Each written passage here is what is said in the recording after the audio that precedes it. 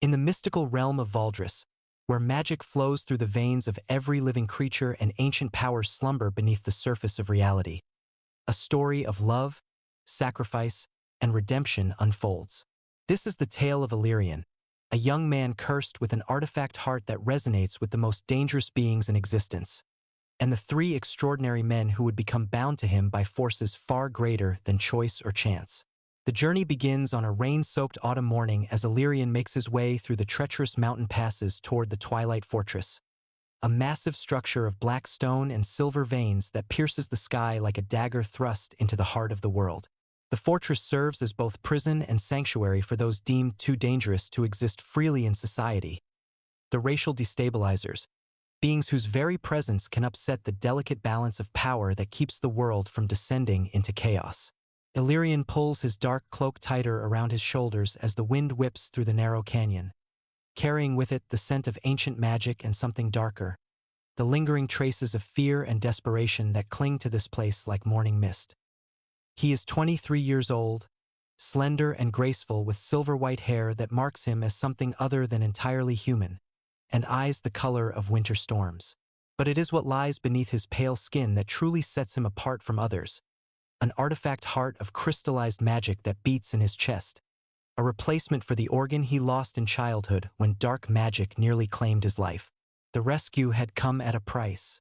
Kale, the demon lord who had saved him, had demanded not his souls were common currency in the demon realm, but something far more precious and personal. His name, the very essence of his identity, the sound that defined who he was in the world. For 15 years, Illyrian has been unable to speak his true name aloud, the words dying on his lips whenever he tries, leaving him with only the hollow echo of what he once was. As the fortress gates loom before him, massive iron barriers inscribed with containment runes, Illyrian feels the familiar weight of the contract that binds him to Kale settling across his shoulders like an invisible chain. He is not here as a prisoner, though the distinction often feels meaningless. He is here as an observer, a catalyst, a living key designed to unlock the secrets of the fortress's most dangerous inhabitants. The gates open without a sound, revealing a courtyard paved with stones that shimmer with their own inner light. Standing in the center of this space, as if he has been waiting for hours rather than mere moments, is Kale himself. The demon lord is tall and imposing, with the kind of presence that makes the air itself seem to bend around him. His hair is black as midnight, his skin pale as moonlight, and his eyes burn with the deep crimson fire that marks him as one of the greater demons. He wears a perfectly tailored coat of midnight blue, and his movements hold the fluid grace of a predator who has never known defeat. Illyrian, Kale says, and the name falls from his lips like a caress and a curse combined. You're late. The mountain passes were treacherous. Illyrian replies, his voice steady despite the way his artificial heart races in his chest. And I had to stop to help some travelers who had lost their way. A small smile plays at the corners of Kale's mouth, and Illyrian knows that the demon lord is aware of his deception. He had not stopped to help anyone. He had simply needed time to steel himself for what was to come, time to prepare for the weight of Kale's presence and the complicated tangle of emotions that always accompanied their meetings. Ever the altruist, Kale murmurs, and there is something almost fond in his tone. Come. There is much to discuss, and our guests are growing restless. As they walk through the fortress's corridors, Illyrian is struck once again by the strange beauty of the place. The walls are carved from a single piece of obsidian, polished to a mirror shine and inscribed with protective runes that glow with soft silver light. The floors are inlaid with precious metals that form intricate patterns, and the air itself hums with carefully controlled magical energy. The three you've been brought here to observe, Kale says as they walk, are unlike anything we've encountered before. Each one possesses abilities that could reshape the balance of power between the races, and each one has proven impossible to contain through conventional means. And you believe my presence will change that? I believe your artifact heart resonates with cursed beings in ways we don't fully understand, Kale replies. Your very existence seems to calm them, to make them more manageable. They pause before a massive door inscribed with warning runes, and Kale places his hand on the cold metal. But manageable doesn't mean safe. These three are dangerous in ways that go beyond mere physical threat. They are dangerous because they inspire loyalty, devotion, even love in those around them. Be careful, Illyrian. Be very careful indeed. The door swings open to reveal a vast chamber divided into 3 sections by barriers of pure magical energy.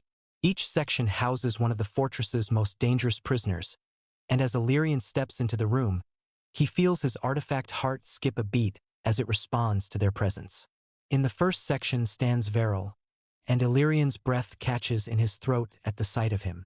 The demon is tall and powerfully built, with copper-red hair that catches the light like flame and golden eyes that burn with an inner fire. His skin bears the intricate tattoos that mark him as a member of the Bloodthorn clan, one of the most feared demon families in the underworld. But there is something different about him, something that sets him apart from other demons Illyrian has encountered. Where most demons radiate an aura of barely controlled violence, Veril seems to contain his power with an almost artistic precision. "So you're the famous catalyst," Veril says, his voice a rich baritone that seems to resonate in Illyrian's bones. "I've been wondering when they would bring you to us."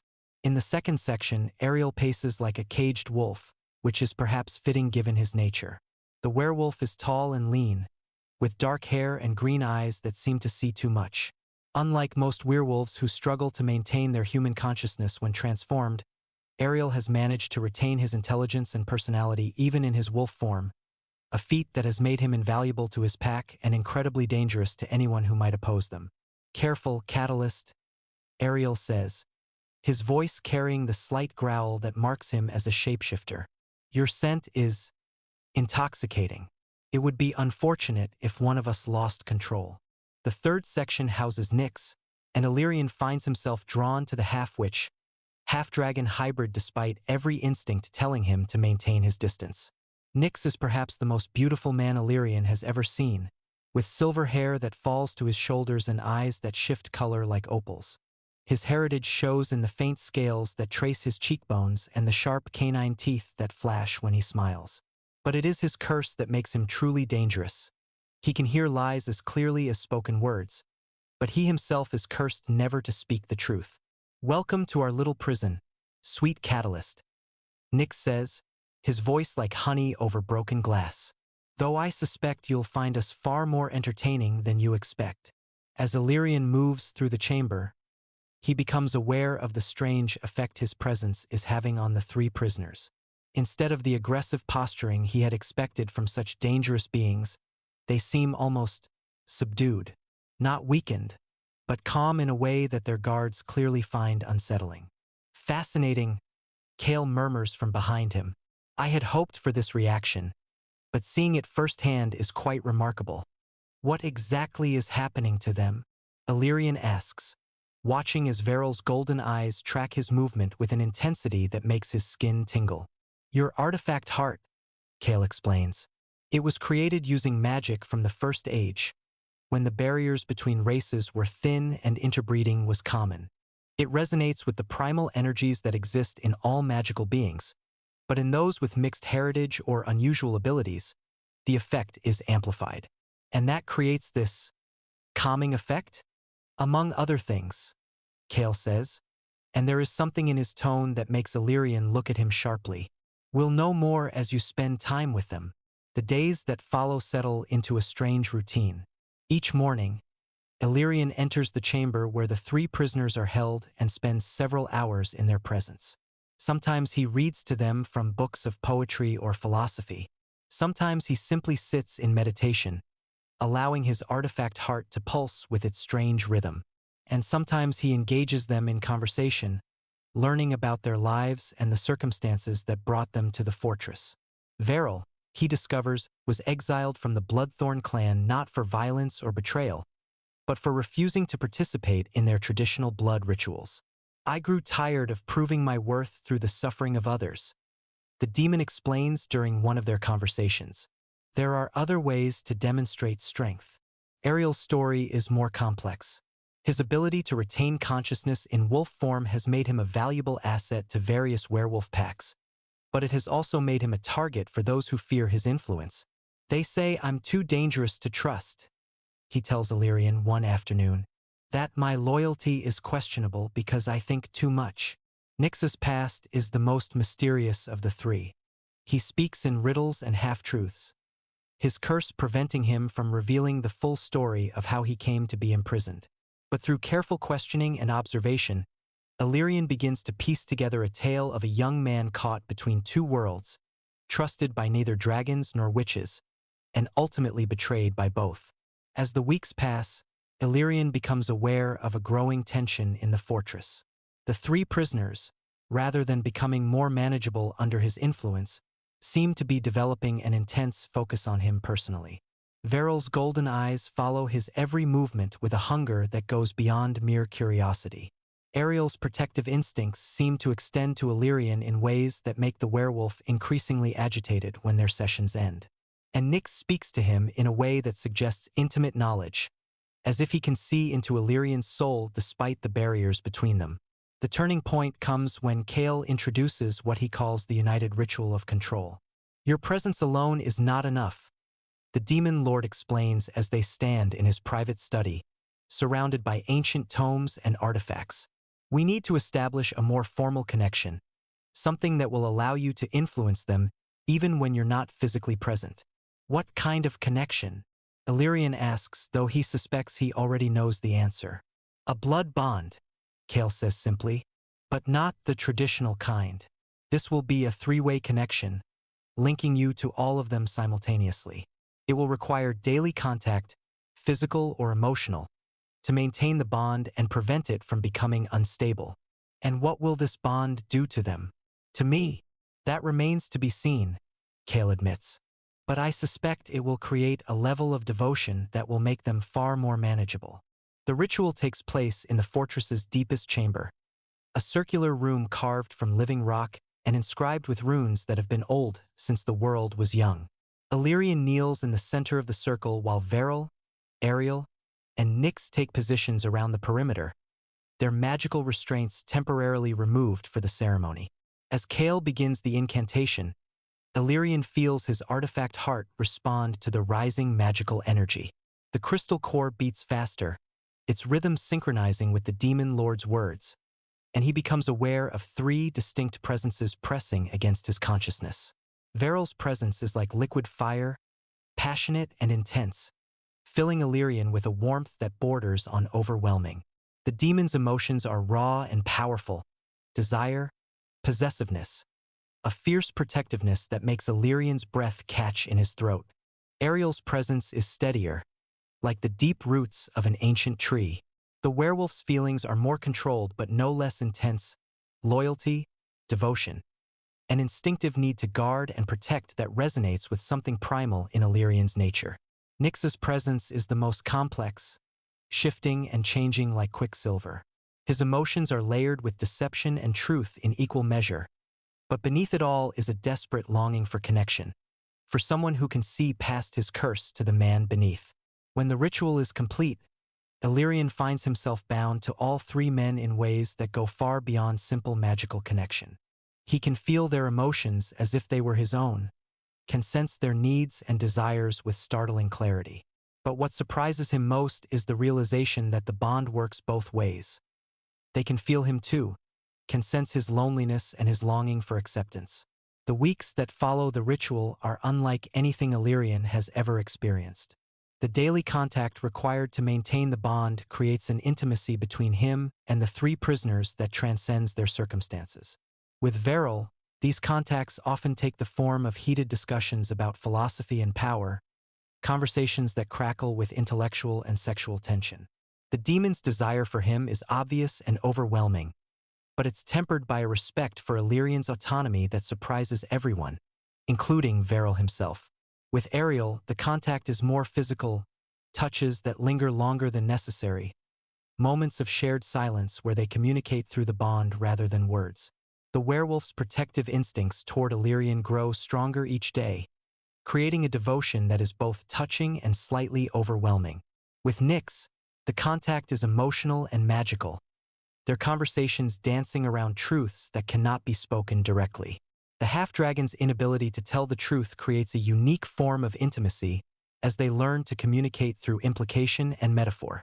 But it is during this period that Illyrian becomes aware of another presence in the fortress, one that makes his artifact heart race with anxiety rather than attraction. Ran, a werewolf guard assigned to serve as his protector, begins to show signs of intense interest that go beyond mere professional duty. Ran is younger than Ariel, with sandy brown hair and amber eyes that seem to glow in the darkness. He is handsome in a rough-hewn way, with the kind of casual strength that comes from years of physical training. But there is something desperate about him, something that makes Illyrian wary despite the werewolf's obvious competence as a guardian. The truth comes out during one of their conversations in the fortress's gardens, a small oasis of green in the midst of all the black stone and magical barriers. "My sister is dying," Ren admits, his voice rough with emotion. "She was cursed by a dark mage, and the only cure requires a powerful magical artifact. Something like, well, something like your heart." Illyrian feels a chill that has nothing to do with the evening air. "Ren, what are you saying?" "I'm saying that I was sent here not just to protect you, but to evaluate whether it would be possible to extract your artifact heart without killing you," Ren says, unable to meet Illyrian's eyes. "My clan promised me that if I could deliver it to them, they would use its power to save my sister. And now I've spent weeks watching you, getting to know you, and I realize that I can't do it," Ren says miserably. "But I also can't let my sister die. I'm trapped between loyalty to my clan and whatever it is I feel for you."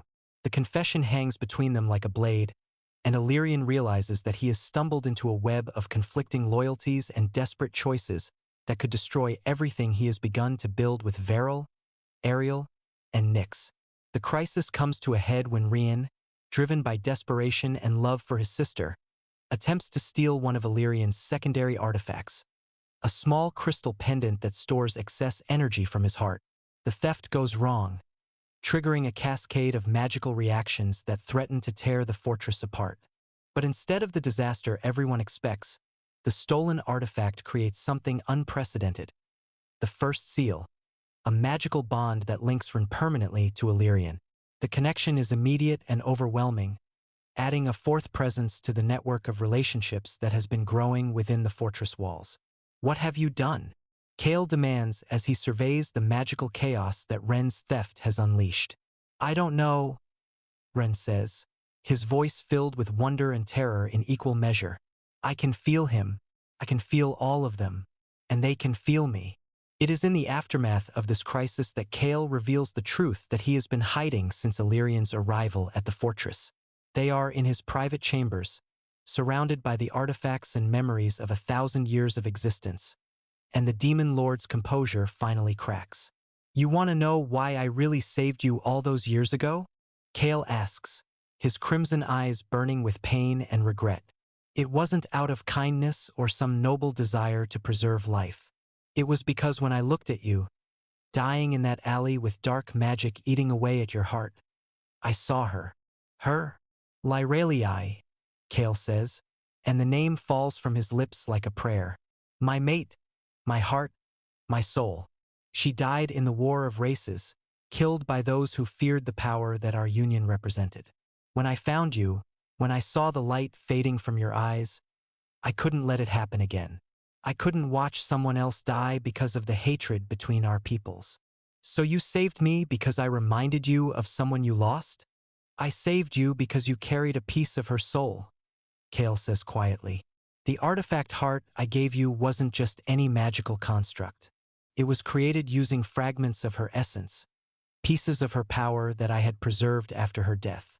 In saving you, I was saving the last part of her that remained in this world." The revelation is staggering, and Illyrian feels his understanding of his entire existence shift and realign. "You're saying that I'm carrying the soul of your dead mate?"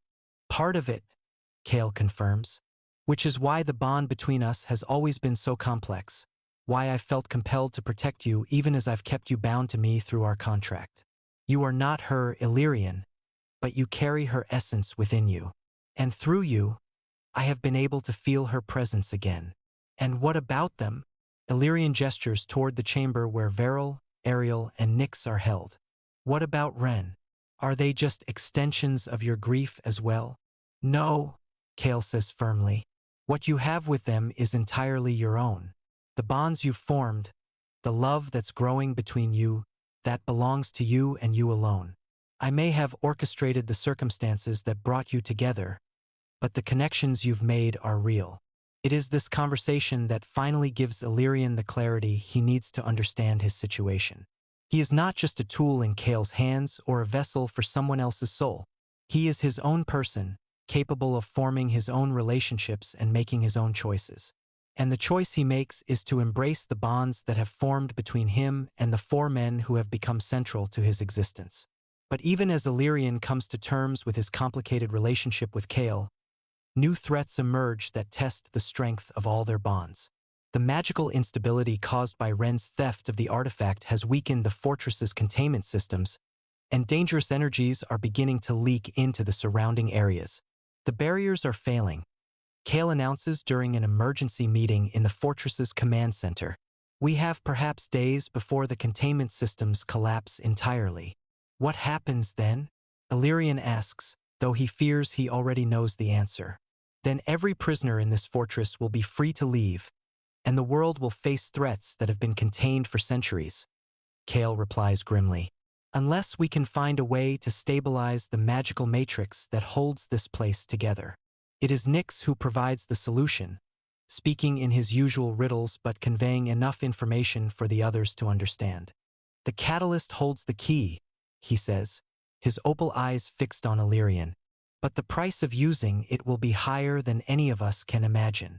The solution involves creating a new type of magical bond, one that will link all five of them in a permanent network of shared power and responsibility. But unlike the previous bonds, which were created through ritual and magic, this one requires a willing sacrifice from each participant. It's not about control anymore. Illyrian realizes as they prepare for the ritual that will either save the fortress or destroy them all. It's about balance, about choosing to be connected rather than being forced into it. The ritual takes place in the fortress's heart, a chamber deep beneath the earth where the original containment spells were first woven. As the five of them join hands around the ancient altar, Illyrian feels the familiar pulse of his artifact heart synchronizing with their combined energies. But this time, instead of the overwhelming sensations of the previous rituals, he feels something like peace settling over him. The bonds that form between them are not chains but bridges, connections that enhance rather than diminish their individual strengths. Kale's presence in his mind is no longer that of a master claiming his possession, but of a partner offering his strength and wisdom. The demon lord's love for his lost mate will always be part of him, but he has learned to separate that grief from his genuine affection for Illyrian. Veril's passion becomes something deeper and more sustainable, a fierce devotion tempered by respect and genuine friendship. The demon's desire for Illyrian is still present, but it's no longer the desperate hunger of a starving man. It's the steady warmth of someone who knows he is valued and loved in return. Ariel's protective instincts evolve into something more balanced, a partnership rather than a one-sided guardianship. The werewolf's loyalty to Illyrian remains absolute, but it's now matched by Illyrian's loyalty to him.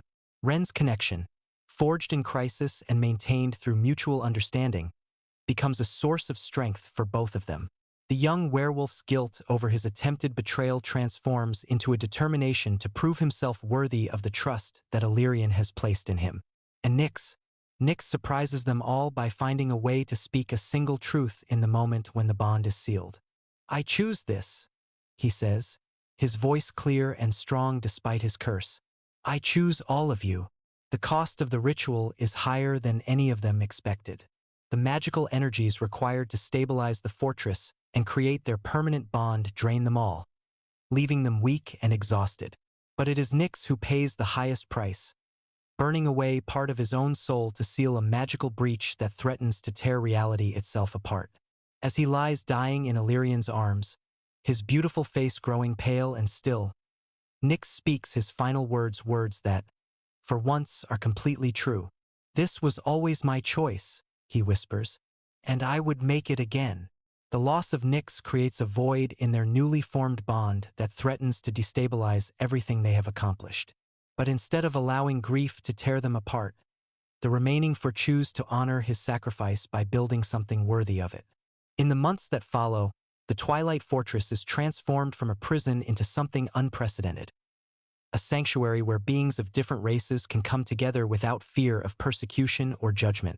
Illyrian, no longer bound by Kale's contract but choosing to remain connected to him through love rather than obligation, takes on the role of mediator and counselor for the various refugees and outcasts who seek shelter within the fortress walls. Kale, freed from the desperate need to control that had driven him for so long, becomes a true partner in this endeavor. His vast knowledge and resources are put to use creating a new kind of society, one based on cooperation rather than domination. Veryl's strength and passion make him a natural leader among the fortress's defenders, but he wields his power with the restraint and wisdom that his exile from the Bloodthorn clan taught him. His relationship with Illyrian deepens into something that encompasses both intense physical attraction and profound emotional intimacy. Ariel's protective instincts extend to the entire community they are building, making him invaluable as both guardian and guide for newcomers who are struggling to adapt to their unconventional society. And Ren, his loyalty no longer divided between clan and personal affection, becomes the bridge between the fortress and the outside world, helping to negotiate the delicate relationships that allow their sanctuary to exist without interference from traditional authorities. The love that grows between them is complex and multifaceted, defying easy categorization. Illyrian finds himself at the center of a network of relationships that includes passionate romance with Veryl, steady partnership with Kale, protective devotion from Ariel, and loyal friendship with Ron. But rather than being torn apart by competing claims on his affection, he discovers that love shared is love multiplied. There are nights when he lies in Veryl's arms, their bodies pressed together in the aftermath of passion, and feels the demon's fierce love burning through their bond like fire. There are quiet mornings when he walks with Kale through the fortress's gardens, their conversation ranging over philosophy and poetry, while their souls touch through connections deeper than words. There are afternoons when he trains with Ariel, their bodies moving in perfect synchronization as they practice combat techniques, each protecting the other with instinctive grace. And there are evenings when he sits with Ryan in companionable silence, both of them mourning the friend they lost while celebrating the community they have gained. "Do you ever regret it?" Veryl asks one night as they lie together in the bed they have come to share, his golden eyes reflecting the starlight that streams through the chamber's tall windows. "Regret what?" Illyrian asks, though he knows what the demon means. "This, all of it. The bonds, the responsibility, the complexity of loving so many people at once." Illyrian considers the question seriously, as he always does when one of his partners seeks reassurance about the unusual nature of their relationship. "I regret that Nyx isn't here to see what we've built," he says finally. "I regret that it took so much pain and loss for us to find each other. But I don't regret the love we share or the life we've chosen to build together. Even though it goes against everything our peoples have taught us about proper relationships, especially because of that," Illyrian says with a smile, "we've proven that love doesn't have to follow traditional rules to be real and meaningful. We've shown that it's possible for people of different races to build something beautiful together." Their conversation is interrupted by the arrival of Kale and Ariel, both of whom seem to sense through their bond that their presence is welcome. It has become a common occurrence for all four of them to gather in the evenings, sometimes for passionate encounters that leave them all breathless and sated, sometimes for quiet conversations that strengthen the emotional bonds between them. Tonight, it seems, will be one of the latter. They arrange themselves around the room with the comfortable familiarity of people who have learned to share space without awkwardness or jealousy. Kale settles into the large chair by the window, his demonic nature making him comfortable with the cooler air that flows in from outside. Ariel claims his usual spot on the floor near the fireplace, his werewolf heritage making him appreciate the warmth. Veryl remains in bed with Illyrian, but they shift to make their position more conducive to conversation than intimacy. The Council of Races has finally agreed to recognize our sanctuary as a legitimate political entity, Kale announces, producing a scroll sealed with multiple sigils representing different racial authorities. We are no longer technically criminals harboring fugitives. We are now officially the Order of Twilight Bloods, with full diplomatic immunity. And what does that mean for us practically? Ariel asks, his green eyes reflecting the firelight like a wolf's. It means we can expand our operations, Kale explains. We can openly recruit people who need sanctuary, provide assistance to others who are building similar communities, and work toward the larger goal of racial integration without fear of official persecution. It also means more responsibility, Illyrian adds thoughtfully. More people looking to us for leadership and guidance. Are we ready for that? We're as ready as we'll ever be, Veril says confidently. We've proven that our model works on a small scale. Now we have the chance to prove it can work on a larger one. And if we fail? Ariel asks.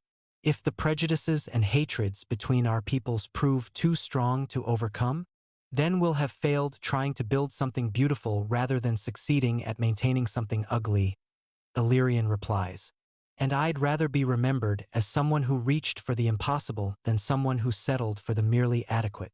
As the months turn to years, their sanctuary grows and evolves in ways that none of them could have predicted.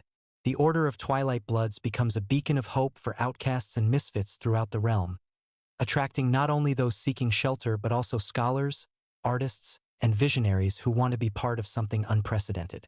Illyrian finds his role expanding from mediator to teacher as he helps newcomers understand the complex dynamics of multiracial cooperation. His artifact heart, once seen as a burden or a tool for others to exploit, becomes a source of strength that allows him to bridge the gaps between different types of magic and different ways of thinking. The love between him and his four partners deepens and matures, evolving from the desperate intensity of their early bonding to something more sustainable and nurturing. They learn to balance their individual needs with their shared responsibilities, to support each other through difficulties while still maintaining their own identities. Kale's relationship with Illyrian becomes the foundation that supports all their other connections. The Demon Lord's vast experience and wisdom make him an invaluable advisor, while his genuine love for Illyrian provides the emotional stability that allows their unconventional family to flourish. Veril's passion brings fire and energy to their group dynamic, his fierce protectiveness and intense devotion creating a safe space where all of them can be vulnerable without fear of judgment. His physical relationship with Illyrian is the most overtly sexual of the four bonds, but it's grounded in deep emotional intimacy and mutual respect. Ariel's steady loyalty provides the security that allows the others to take risks and pursue ambitious goals. His relationship with Illyrian is built on trust and partnership, a quiet devotion that expresses itself through actions rather than words. And Ren's friendship offers a different kind of support, the easy companionship of someone who has seen Illyrian at his worst and chosen to love him anyway. Their bond is perhaps the most complex, built on betrayal and forgiveness, strengthened by shared growth and mutual understanding.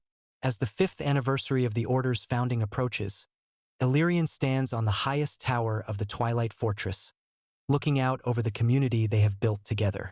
The grounds below bustle with activity as people of different races work side by side on projects that would have been unimaginable just a few years ago. Dragonborn artisans collaborate with dwarven craftsmen on architectural innovations. Elven scholars share their knowledge with human students who bring fresh perspectives to ancient problems. Werewolf guards protect demon diplomats who have come to negotiate trade agreements. Thinking deep thoughts? Kale's voice comes from behind him, and Illyrian turns to see the Demon Lord approaching with that fluid grace that still takes his breath away after all these years. Thinking about how far we've come, Illyrian replies, moving into Kale's embrace with the natural ease of long practice, and wondering how much further we can go. Having second thoughts about our grand experiment? Having ambitious thoughts about our next grand experiment, Illyrian corrects with a smile. The messenger from the northern kingdoms brought news that 3 more cities are interested in establishing similar sanctuaries, and the southern archipelago wants to send a delegation to study our methods. The world is changing, Kale observes, his crimson eyes reflecting the satisfaction of someone who has lived long enough to see his most impossible dreams become reality. Faster than I ever thought possible. We're changing it, Illyrian says, all of us together. through love and patience and the stubborn refusal to accept that things have to stay the way they've always been. Their conversation is interrupted by the arrival of Veril, Ariel, and Ren, all of whom seem to have been drawn to the tower by the same instinct that brought Kale. It's a habit they've developed over the years, gravitating toward each other during moments of transition or reflection. The delegation from the Eastern Empire has arrived. Veril reports, his golden eyes bright with excitement.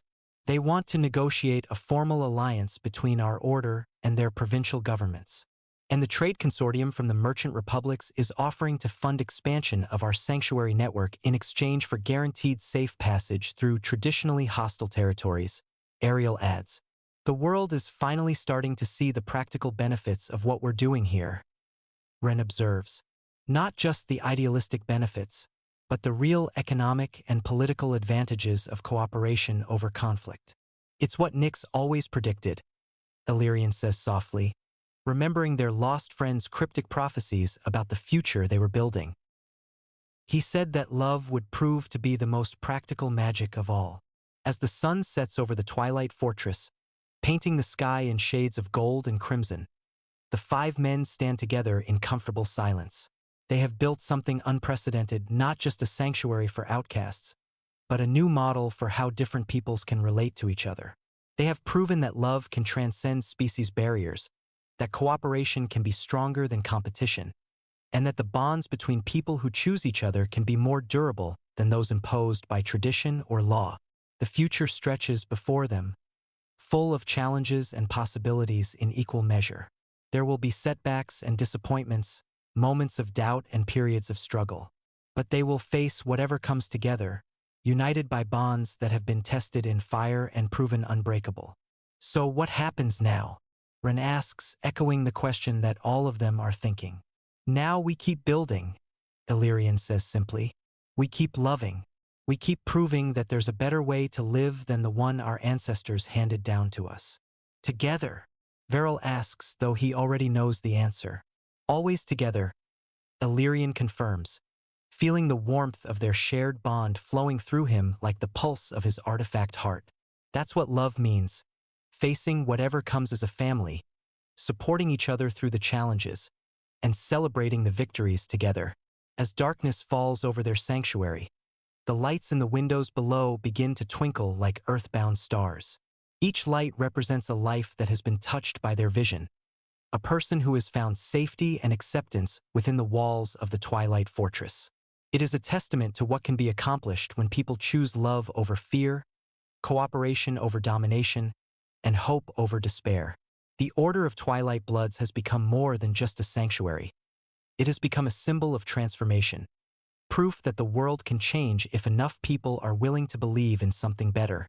And at its heart stands Illyrian and his four beloved partners, bound together by ties that transcend species and tradition, united in their commitment to building a future worthy of the sacrifices that brought them together. Their love story has become a legend, inspiring others to believe that true connection is possible across any divide. But for them, it remains beautifully, impossibly real, a daily choice to see the best in each other, to support each other's growth, and to build something meaningful together. In the end, that is perhaps the greatest magic of all. Not the grand rituals or the ancient artifacts, but the simple, persistent decision to love each other completely and without reservation.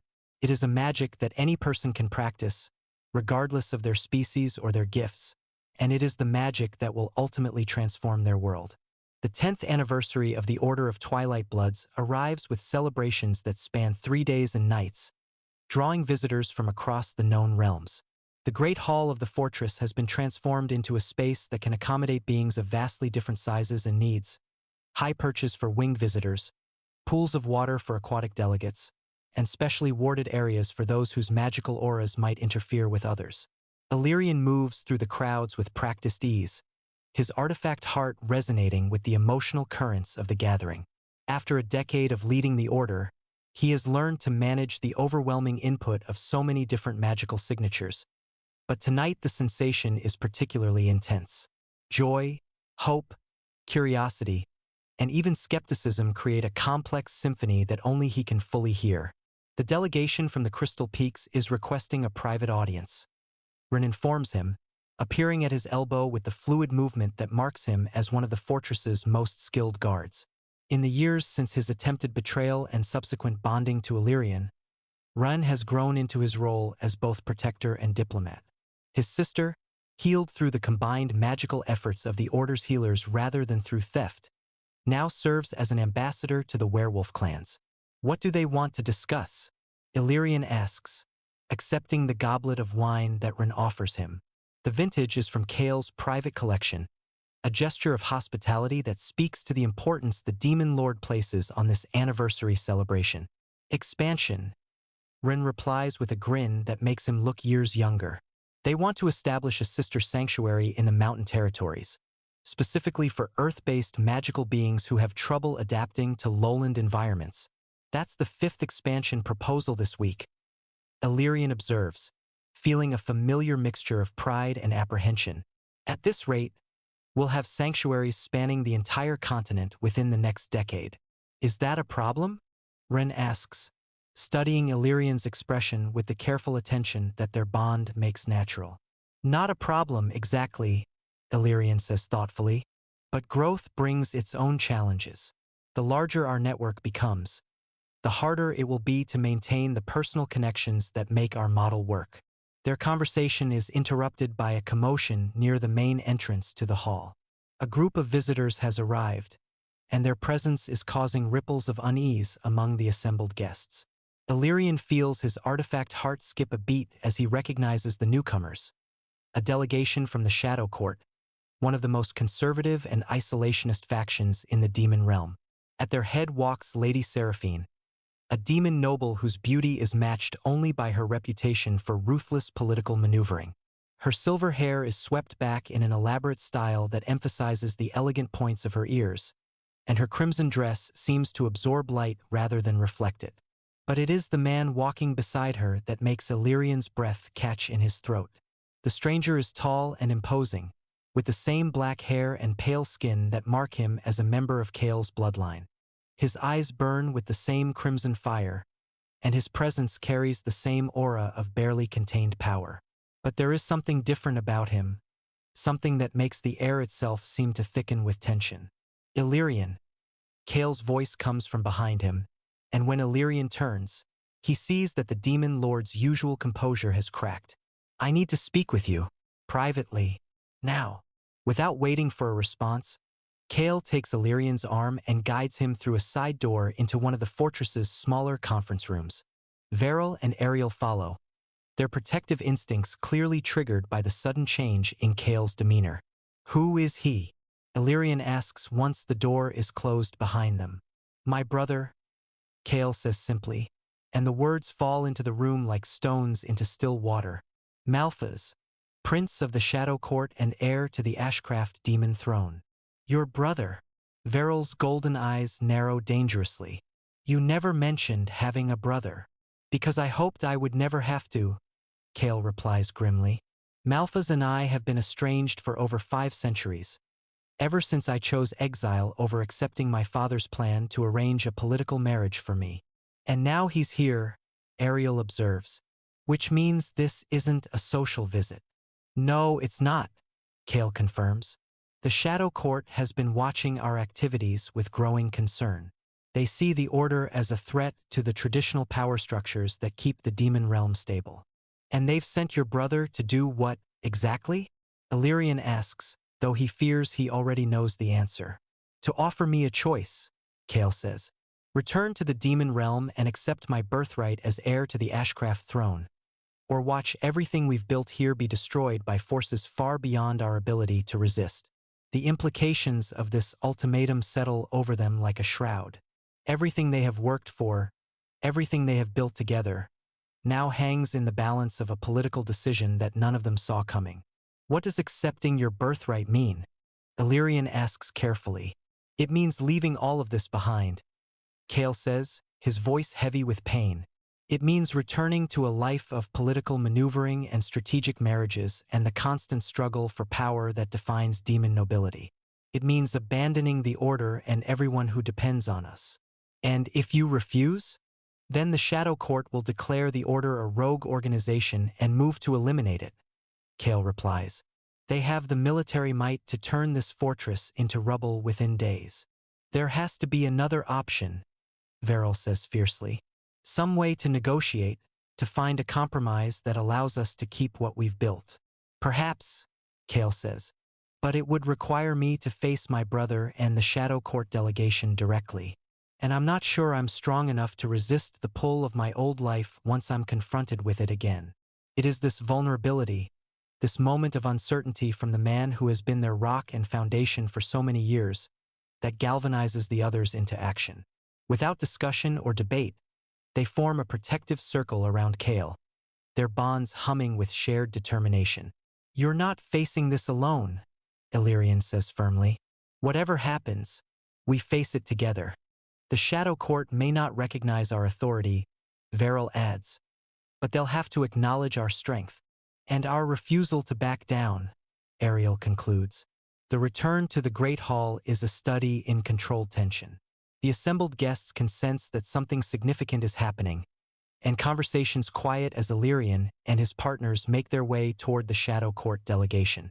Malphas is holding court near the center of the room, surrounded by admirers and curiosity seekers drawn to his obvious power and charisma.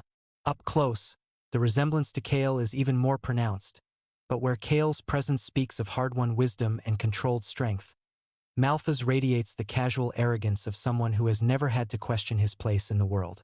Brother, Malphas says as they approach, his voice carrying easily across the sudden silence that has fallen over the nearby guests.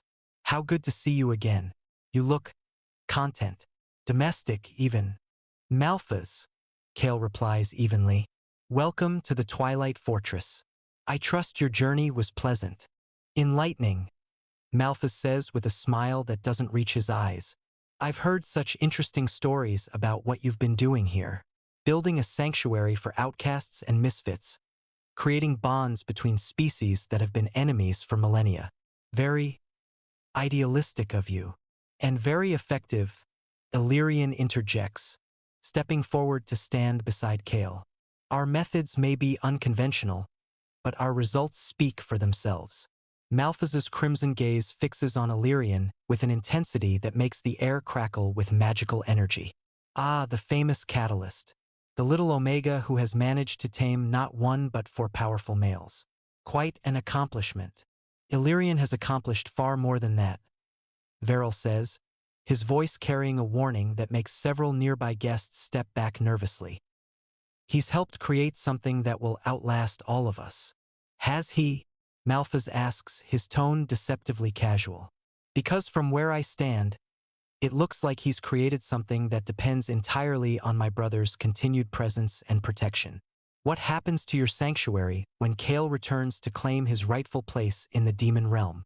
That's not going to happen, Ariel says flatly. Isn't it? Malphas's smile grows sharper.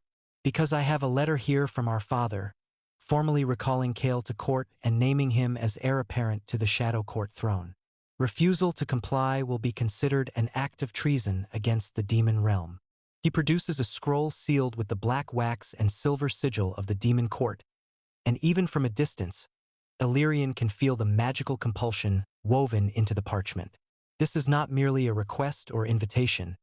It is a binding summons that will grow stronger with each passing hour until it becomes impossible to resist. You have until the next full moon to make your decision, Malphas continues. Return with me to claim your inheritance, or watch everything you've built here burn. The silence that follows is broken by the sound of Illyrian's laughter. Not the bitter laugh of despair, but the clear, joyful sound of someone who has just realized something wonderful. Is something amusing? Malphas asks, his composure cracking slightly at the unexpected response. You are, Illyrian says with a smile that makes his artifact heart pulse with warm light. You've spent so much time thinking about how to threaten us, how to force us to submit to your will, that you've completely missed the most important thing about what we've built here.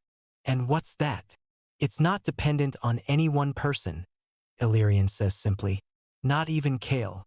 What we've created here is bigger than any individual, stronger than any single bond. It's a community, a family, a new way of being in the world. And families don't abandon each other just because someone threatens them. Pretty words, Malphas says dismissively. But words won't protect you from the Shadow Court's armies. No, Kale says, stepping forward to stand with Illyrian. But this will. What happens next is unprecedented in the history of interrealm politics. Every person in the Great Hall, demons, werewolves, elves, humans, dragons, and beings whose species defy easy classification, steps forward to form a protective circle around Illyrian and his partners. The gesture is spontaneous and uncoordinated, but its message is unmistakably clear. You see, Illyrian says to Malphas, his voice carrying to every corner of the suddenly silent hall. You're not just threatening Kale or the Order leadership, you're threatening everyone here, everyone who has found safety and acceptance within these walls. And they're not going to let that happen without a fight.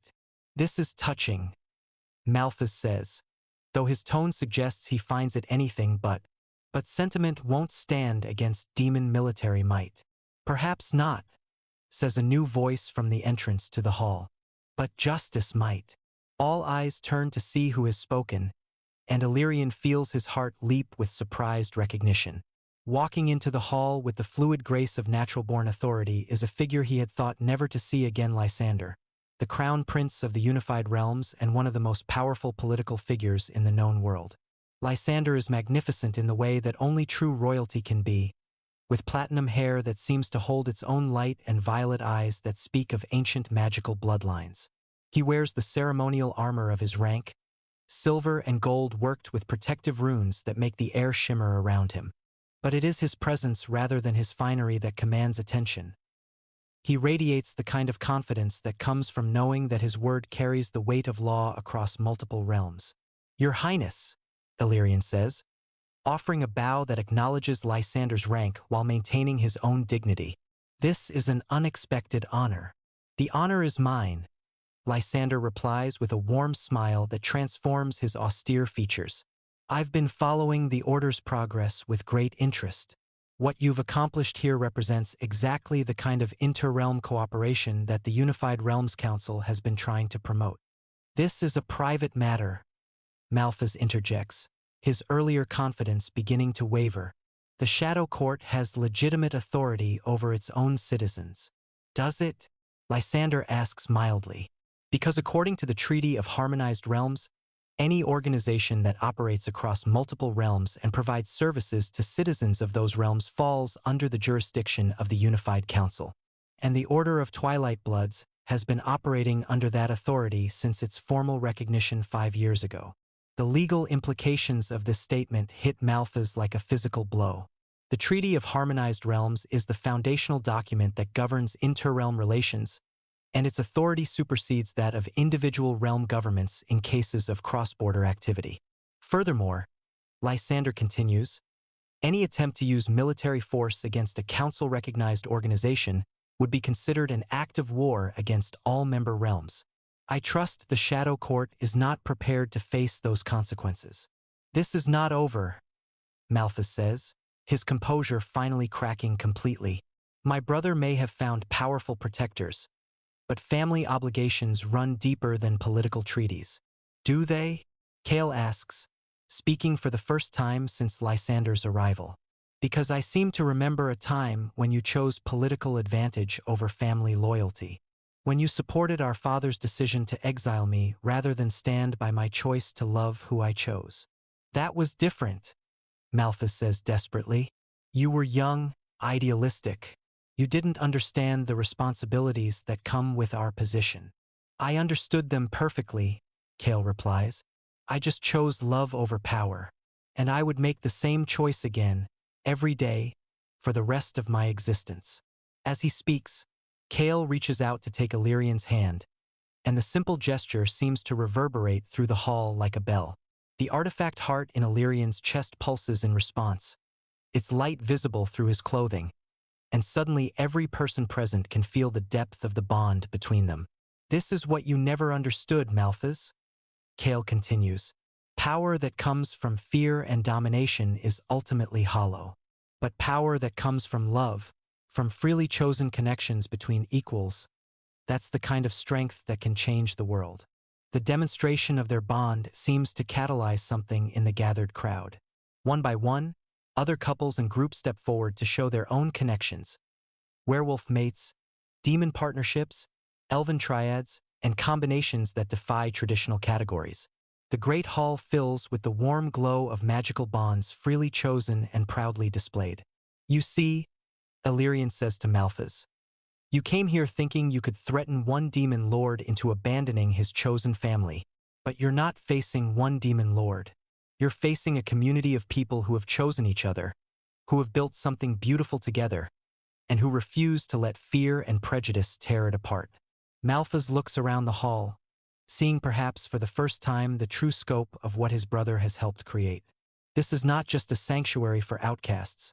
It is a living demonstration that the old barriers between races and species are not just unnecessary but actively harmful. I will report back to the Shadow Court, he says finally, his voice subdued. But this conversation is not finished. Yes, it is, Kale says with quiet finality. I made my choice long ago. Malphas, I chose love over duty, family over politics, hope over fear. And I've never regretted it for a single moment. As the Shadow Court delegation withdraws, the celebration gradually resumes. But the mood has shifted from simple festivity to something deeper and more meaningful. The evening becomes an impromptu ceremony of commitment, as couples and families throughout the hall take the opportunity to publicly affirm their bonds. Later that night, as the last of the guests make their way to their quarters, Illyrian and his 4 partners gather in their private chambers to decompress from the evening's events.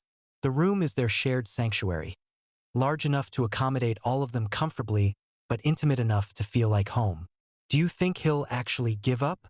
Ren asks as he settles into his favorite chair by the fireplace. Or will he find some other way to cause problems? Malphas has never been one to admit defeat easily, Kale admits. But he's also pragmatic enough to recognize when a situation has moved beyond his ability to control. The presence of Crown Prince Lysander changed the entire political calculation. Speaking of which, Veril says with a grin, how exactly did you arrange for the Crown Prince to arrive at exactly the right moment? I didn't, Illyrian says, settling onto the large bed that dominates the center of the room. That was pure chance. Or perhaps something deeper than chance. Fate, Ariel suggests, moving to sit beside him. Love, Kale corrects, joining them on the bed while Veril claims the space on Illyrian's other side. Love has a way of bringing the right people together at the right time. They arrange themselves in the familiar configuration that has evolved over years of shared intimacy. Illyrian at the center, surrounded by the 4 men who have become his world. But tonight, instead of the passion that often marks their private gatherings, there is a sense of quiet contentment, of gratitude for what they have and determination to protect it. What happens now? Illyrian asks, echoing the question that has become their informal motto. The Shadow Court threat may be neutralized, but there will be others. There are always those who fear change, who prefer the old ways of division and conflict. Now we keep building, Kale says, his arm tightening around Illyrian's shoulders. We keep proving that love is stronger than fear, that cooperation is more powerful than competition. We keep showing the world that there's a better way to live, Veril adds, his golden eyes reflecting the firelight like molten metal. Together, Ariel says simply, and the single word contains all the commitment and devotion that has sustained them through every challenge. Always together, Ren agrees from his chair, his amber eyes warm with affection as he watches his chosen family settle into their evening ritual of connection and comfort. As the fire burns low and the outside world fades into peaceful darkness, the 5 men who have changed their world simply by choosing to love each other fall into the comfortable silence of shared contentment. Tomorrow will bring new challenges, new opportunities to prove that their vision of interracial cooperation can work on an ever larger scale. But tonight, they are simply 5 people who have found in each other everything they ever needed to be complete. The Order of Twilight Bloods will continue to grow and evolve, inspiring others to believe that change is possible and that love truly can conquer the divisions that have separated peoples for millennia. But at its heart, it will always remain what it began as, a family of choice, bound together not by blood or law but by the simple, radical decision to see the best in each other and to build something beautiful together. In a world that often seems determined to tear itself apart through hatred and fear, they have created a small pocket of hope, a place where love is not just possible but celebrated. And that, perhaps more than any grand gesture or political victory, is the true measure of their success. The seasons turn, and with them comes a new chapter in the story of the Order of Twilight Bloods. 3 years have passed since the confrontation with Malphas and the Shadow Court, and the changes that have swept across the realms in that time are nothing short of revolutionary. What began as a single sanctuary for outcasts has evolved into a network of interconnected communities spanning 3 continents, each one adapting the Order's principles to their own unique circumstances and challenges. Illyrian stands in the newly completed observatory tower, the fortress's highest point, watching the dawn break over the expanded settlement below. The original black stone structure has been joined by buildings of every conceivable architectural style, elven crystal spires that catch and amplify sunlight, dwarven forge temples that glow with their own inner fire, werewolf longhouses built from living trees that continue to grow and change, and demon constructs that seem to exist partially outside normal space. "The morning reports," Ren says, appearing at his elbow with a stack of correspondence that has become their daily ritual. As the Order's primary coordinator with the outside world, Ren has developed an impressive network of contacts and informants that keeps them informed of political developments across the realms. "Anything urgent?" Illyrian asks, accepting the papers while continuing to gaze out at their thriving community. "The merchant republics are formally requesting our mediation in their trade dispute with the northern kingdoms," Ren replies.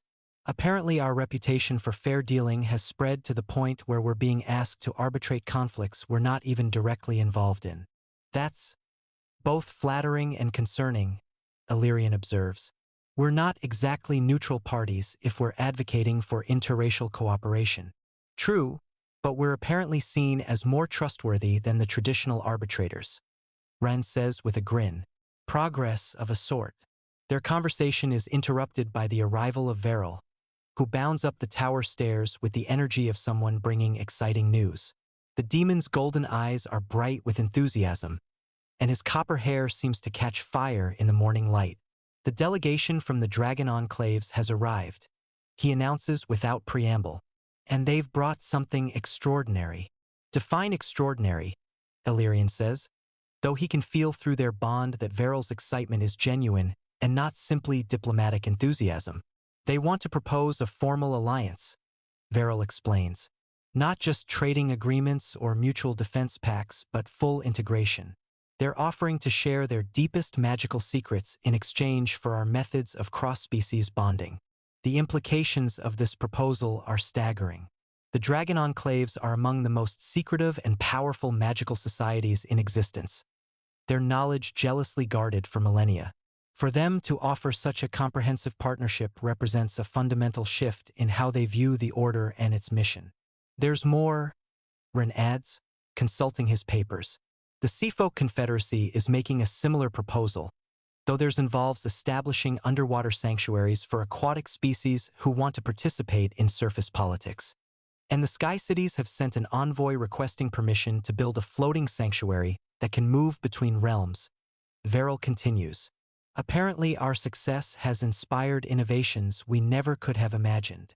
Illyrian feels a familiar mixture of pride and overwhelm washing over him. In just 15 years, they have gone from a small group of outcasts trying to survive to the catalyst for a transformation that spans multiple realms and species. It's everything they dreamed of and more than they ever dared hope for. "Where are Kale and Ariel?" he asks, knowing he'll need all of his partner's counsel to navigate these new opportunities. "Kale is in negotiations with the Dragon Envoy," Veril replies.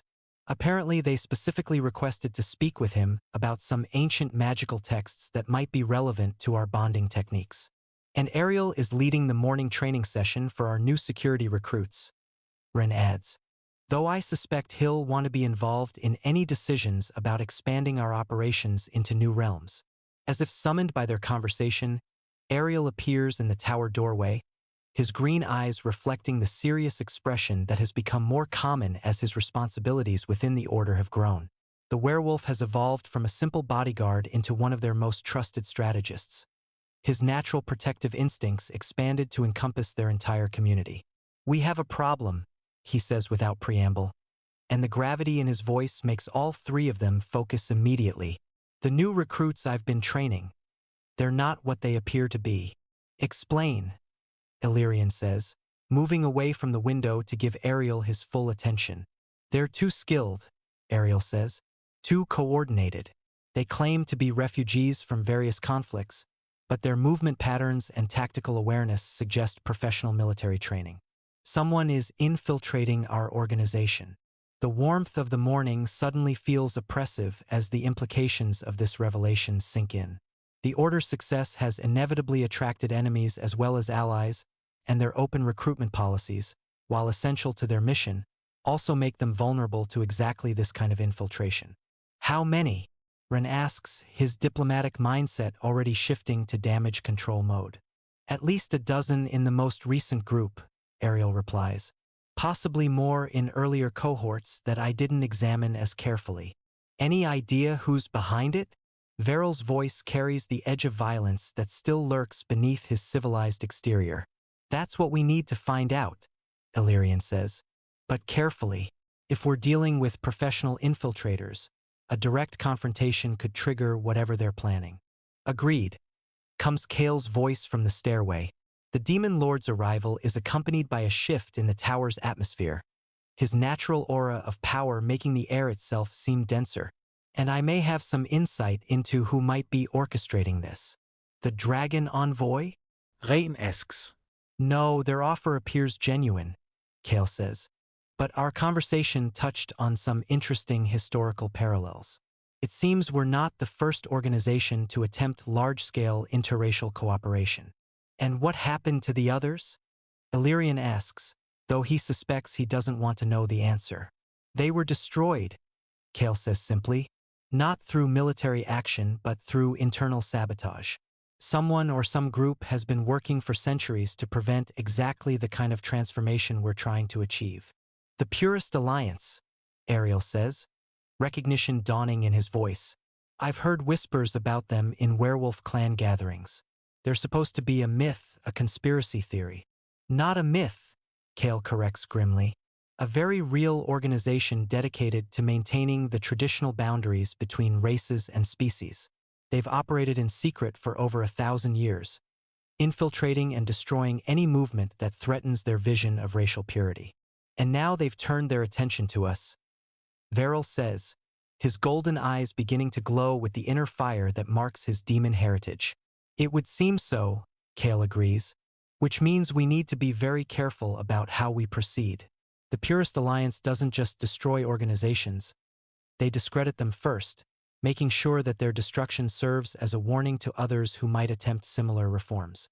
The strategy session that follows is intense and wide-ranging, as the 5 partners work to identify potential threats and develop countermeasures. Their bond allows them to share information and insights with remarkable efficiency, each man's expertise contributing to a comprehensive understanding of their situation.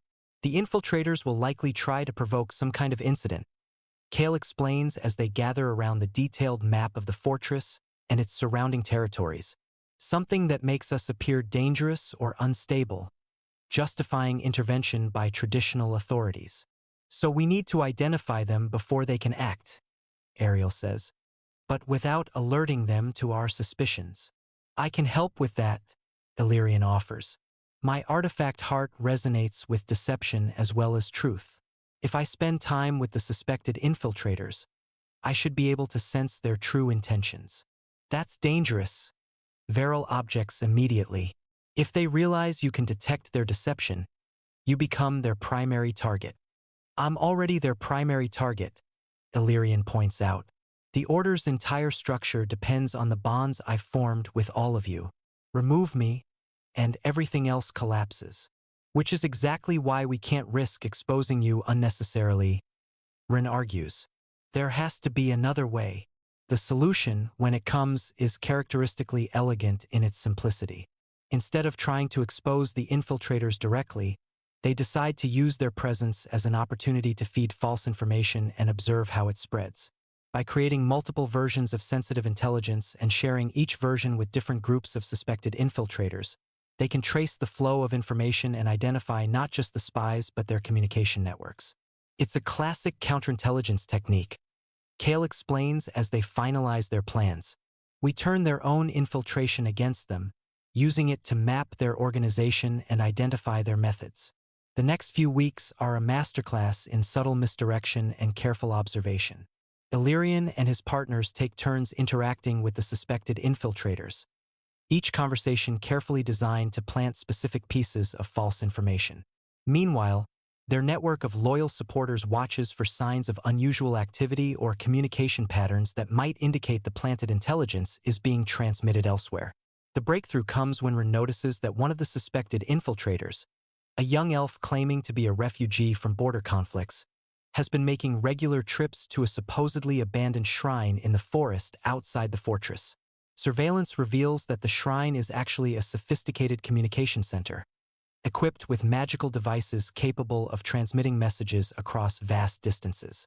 They're not just gathering intelligence, Ariel reports after conducting a careful reconnaissance of the shrine. They're coordinating with multiple cells across the continent. This is a much larger operation than we initially suspected. How large? Illyrian asks, though the grim expression on Ariel's face already suggests the answer will be concerning. Based on the communication logs we were able to observe, they have infiltrators in at least a dozen of our sister sanctuaries, Ariel replies. And they're planning something coordinated for the Festival of Unity next month. The Festival of Unity is the Order's most important annual event, bringing together representatives from all their allied communities for a week-long celebration of interracial cooperation. It's also, Illyrian realizes with growing dread, the perfect target for an organization seeking to discredit their movement.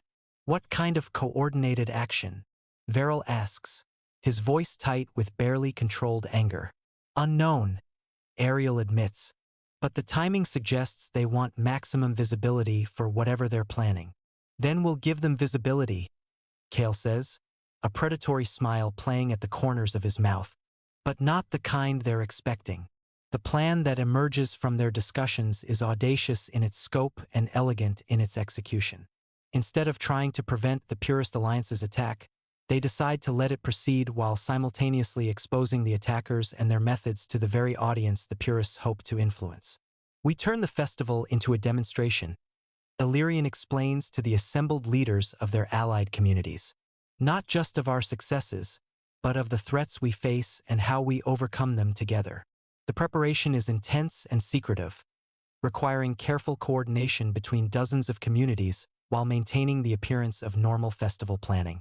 Security measures are enhanced and disguised as ceremonial protocols. Communication networks are hardened against interference while appearing to be simple logistical arrangements.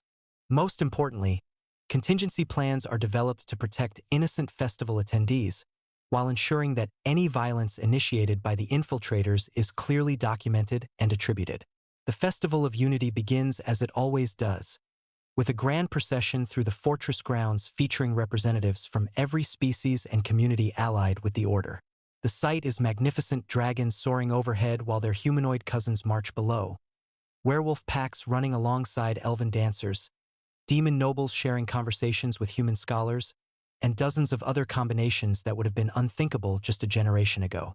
Illyrian walks at the center of the procession, flanked by his 4 partners, their bonds humming with shared awareness and mutual support. The artifact heart in his chest pulses in rhythm with the collective emotional energy of the celebration, and he can feel the genuine joy and hope radiating from thousands of participants. But underneath the celebration, tension thrums like a discordant note. Through their network of loyal supporters, they know that the infiltrators are moving into position for whatever they have planned. The unknown nature of the threat makes everyone nervous, but their preparations have been as thorough as possible. The attack, when it comes, is more sophisticated than anyone expected. Instead of crude violence or obvious sabotage, the Purist Alliance has orchestrated a psychological operation designed to turn the festival attendees against each other. It begins with a series of seemingly random incidents, arguments that escalate too quickly, misunderstandings that spiral into accusations, old grievances that suddenly resurface with unusual intensity. At first, these appear to be normal social friction amplified by the stress of large gatherings. But as the pattern becomes clear, Illyrian realizes they're witnessing something far more sinister. They're using magic to amplify negative emotions, he says urgently to his partners as they gather in a private alcove during a break in the festival programming. Some kind of enchantment that makes people more susceptible to anger and suspicion. That's why the infiltrators were so focused on gathering intelligence about our bonding techniques. Kale realizes. They're using our own methods against us, but in reverse. Can we counter it? Veril asks, his golden eyes reflecting the magical energies swirling around them. Not directly, Illyrian admits, but we can overwhelm it. What follows is the most ambitious magical working the Order has ever attempted. Instead of trying to block or dispel the negative enchantments, Illyrian and his partners work together to flood the festival grounds with positive emotional energy drawn from their own bonds and those of every committed couple and family group in attendance. The effect is immediate and dramatic. Where the purest alliance's magic had been slowly poisoning the atmosphere of the festival with suspicion and anger, the Order's counterworking fills the air with love, trust, and mutual support. The contrast is so stark that even those without magical sensitivity can feel the difference. But the real triumph comes when the source of the negative magic is revealed. As the Order's positive energy overwhelms the purest alliance's enchantments, the magical feedback exposes the infiltrators who have been maintaining the hostile spells. One by one, they are revealed not as the refugees and seekers they claim to be, but as highly trained operatives working to destroy everything the festival represents. Citizens of the Allied realms, Illyrian's voice carries across the festival grounds, amplified by magical enhancement to reach every attendee. You are witnessing something unprecedented, not just a celebration of unity, but an active demonstration of how unity defeats division. As he speaks, the exposed infiltrators find themselves surrounded not by angry mobs or security forces, but by the very people they had hoped to turn against each other. The festival attendees form protective circles around their would-be manipulators, offering not violence but compassion and the chance for redemption. This is what the purest alliance fears, Illyrian continues. Not our military might or our political influence, but our refusal to let hatred and fear define our relationships with each other. The aftermath of the festival is a whirlwind of political and social change that extends far beyond the Order's immediate sphere of influence. The exposure of the purest alliance's methods and the dramatic demonstration of how they can be countered sparks a continent-wide conversation about the nature of interracial relations and the possibility of genuine cooperation. The Council of Unified Realms is calling for a special session, Ren reports during one of their post-festival debriefing meetings. They want to formally investigate the purest alliance and develop protocols for protecting interracial communities from similar attacks. And the traditional authorities? Kale asks, how are they responding to having their secret supporters exposed? Mixed reactions, Ren admits. Some are genuinely shocked to learn about the purest alliance's existence and methods. Others are clearly uncomfortable with the implications but aren't willing to openly oppose the investigation. The important thing is that we've changed the conversation, Illyrian observes. Instead of debating whether interracial cooperation is possible, we're now discussing how to protect and expand it. The personal cost of their victory is not insignificant. The magical working required to counter the purest alliance's attack has left all 5 partners drained and emotionally raw. For several days after the festival, they can barely maintain their individual identities. Their bonds so intensified by the shared magical effort that they exist more as a collective consciousness than as separate people. Is this what it was like for Nyx? Veril asks during one of their recovery sessions, his voice distant as he struggles to distinguish his own thoughts from those of his partners. Similar, Illyrian admits, but Nyx's sacrifice was permanent. This will stabilize as our magical energies recover. Will we be the same afterward? Ariel wonders. Or will this change something fundamental about who we are? It's a question none of them can answer with certainty. The bonds between them have always been intense, but the festival working has taken their connection to levels that may be irreversible. They can feel each other's emotions as clearly as their own, share thoughts without conscious effort, and sometimes lose track of where one person ends and another begins. Maybe that's not a bad thing, Rin suggests. Maybe this is what we were always meant to become. A single entity with 5 bodies? Kale asks, though his tone is more curious than concerned. A family so close that the boundaries between us become fluid, Illyrian corrects. Not a loss of individuality, but an expansion of what individuality can mean. The months that follow are a period of adjustment and exploration as they learn to navigate their enhanced connection. They discover that their shared consciousness allows them to accomplish things that would be impossible for individual minds, complex magical workings that require multiple perspectives, diplomatic negotiations where they can literally understand all sides of a dispute, and strategic planning that incorporates insights from multiple areas of expertise simultaneously.